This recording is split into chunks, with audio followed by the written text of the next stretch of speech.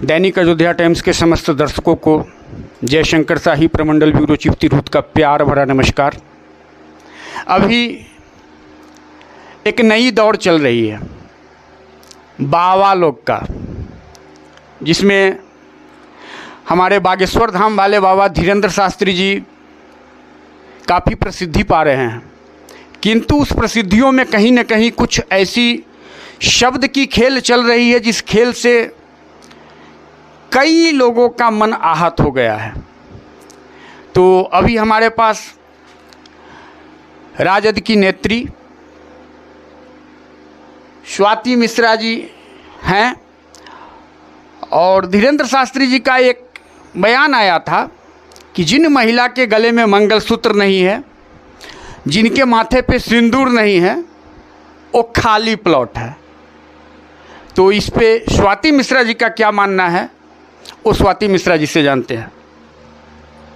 देखिए, अभी जो बाबा का प्रचलन चल रहा है ना, ये बाबाएं पता नहीं किस दिशा की तरफ हमारे भारत को ले जाना चाहते हैं, और जो भारत की जनता है वो ऐसे बाबाओं से बच करके रहे, मैं यही कहना चाहूँगी। दूसरी बात, बागेश्वर धाम में मेरी भी श्रद्धा है, लेकिन उनके जो बाबा हैं धीरेंद्र शास्त्री जी, वो जो महिलाओं के ऊपर अभद्र टिप्पणी किए हैं, इससे पूरे भारत की महिलाएं क्षुब्ध हैं और जगह जगह उनका प्रदर्शन हो रहा है। आप देख रहे हैं कि क्या बोले वो प्रवचन में अपने, कि जिन महिलाओं के मांग में सिंदूर नहीं है और जिनके गले में मंगलसूत्र नहीं है, वो खाली प्लॉट समझते हैं वो धीरेंद्र शास्त्री जी, और जिनके गले में मंगलसूत्र है, माथे पे सिंदूर है, तो उनका कहना है कि उनकी रजिस्ट्री हो चुकी है। तो अब बताइए कि नारी को जमीन जायदाद से जोड़ दिए, वो एक वस्तु समझ रहे हैं वो, और ये भाषण वो तब दे रहे हैं जब उनकी बड़ी सभा लगी हुई है, जब उनको सुनने के लिए लाखों महिलाएं गई हुई हैं, वहाँ पे वो नारियों के ऊपर ये टिप्पणी कर रहे हैं कि खाली प्लॉट है। तो ऐसे बाबा ये हमारे बीजेपी के स्टार प्रचारक भी बनने वाले हैं। आपको मैं बता दूँ, आने वाले जो लोकसभा चुनाव होने वाले हैं, तो मुझे लगता है कि ऐसे बाबाओं को हमारे मोदी जी स्टार प्रचारक ना बना दें।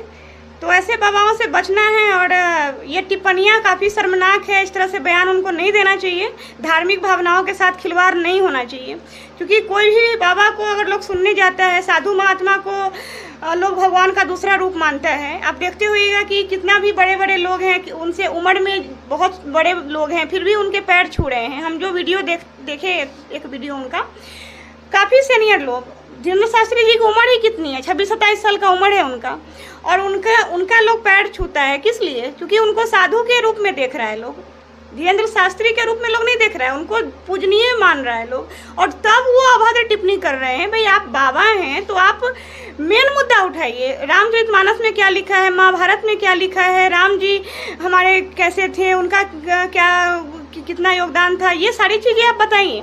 अब देखिए, आदि पुरुष फिल्म के बारे में आप लोग देखे होंगे रिसेंट में, कितना उसमें राम जी और हनुमान जी एक एक कैरेक्टर के साथ कितना खिलवाड़ किया गया है। तो ये देश जो है ना, धार्मिक उन्माद से भर गया है, और चीज़ें ऐसी परोसी जा रही हैं कि हमारी जो पीढ़ियां हैं, आने वाली पीढ़ियां, वो अगर उन चीज़ों को देखेंगी तो क्या सोचेंगी कि क्या हमारे राम जी ऐसे थे, क्या देश में ऐसे साधु महात्मा होते हैं। तो जो गीता पुराण है उनको पढ़ना चाहिए, जो रामानंद सागर जी ने लिखा, जो वाल्मीकि जी ने लिखा, जो वेद व्यास जी ने लिखा, इन चीज़ों को पढ़ना चाहिए, और वो उन पे आधारित फिल्में बनाइए, तब जाकर के कहीं विश्वास जगेगा।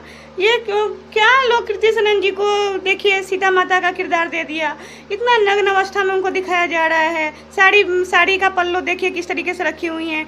हनुमान जी उसमें बोलते हैं मैं तो आग लगा दूंगा, ऐसे हनुमान जी थे क्या, ऐसे राम जी थे क्या। तो ये सारी चीज़ें नहीं होनी चाहिए। ऐसे डायरेक्टर प्रोड्यूसर जो हैं, जो धार्मिक भावनाओं के साथ खिलवाड़ करते हैं, इनको सोचना चाहिए, ये सब चीज़ें नहीं बननी चाहिए।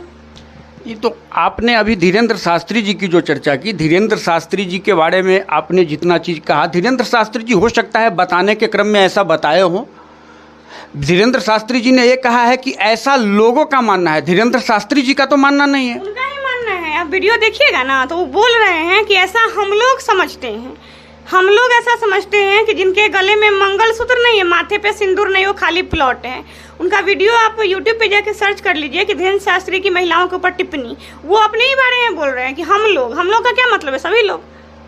वो बोले हैं खुद, उनका वीडियो जगह जगह वायरल है, बहुत सारे न्यूज़ चैनल वाले भी दिखाए हैं, हम खुद देखे हैं। तो ये चीज़ें गलत नहीं है, वो उनका मानना है, पर्सनली मानना है उनका। और नारियों का अपमान किए हैं वो, और जिनके मन में वो उतना जहर भरा है ना, वही उगला जाता है। हम जो बोल रहे हैं, हम दिल से बोल रहे हैं, जो हमारे मन में है वही बोल रहे हैं। तो उनके मन में वही है नारियों के प्रति कि हाँ, नारी वस्तु है, नारी जमीन है, नारी को खरीद सकते हैं, नारी को बेच सकते हैं। तो इसलिए तो ऐसा निकला उनके मुँह से। तो वही हम बोले ना कि वो कम से कम अपनी, उनके घर में माँ बहन है, बेटी है, जाकर के एक बार चेहरा देख लेंगे कि हाँ रजिस्ट्री हुई है कि खाली प्लॉट है। मैम, एक चीज़ मैं और जानना चाह रहा हूँ कि राजनेता से अगर इसी प्रकार से किसी भी शब्द का अगर संयोजन बिगड़ जाए तो टंक ऑफ स्लिप कह के तुरंत सॉरी बोल करके काम चल जाता है।